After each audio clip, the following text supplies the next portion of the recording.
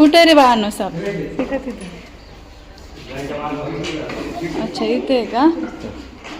अरे बापरे, नाग आहे की हो. तर भला मोठा असा नाग साप आहे मित्रांनो जिन्याखाली. हे बघा, मुलं सायकल खेळण्यासाठी येतात आणि हा जो साप आहे नाग, विषारी जातीचा नाग या ठिकाणी बसलाय. चुकून एखादा मुलगा हे सायकल काढायला आला असता, लहान मुलं खेळतात आता सुट्ट्या असल्यामुळे, आणि इथे जिन्यामध्ये अंधार असल्यामुळे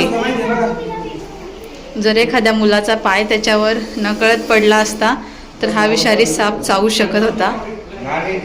तर माझं हे सांगणं आहे, सोसायटीमध्ये राहत असतात तर हा जो जिना असतो तर जिन्याखाली एक लाईट लावा किंवा मग कुठल्याही पद्धतीची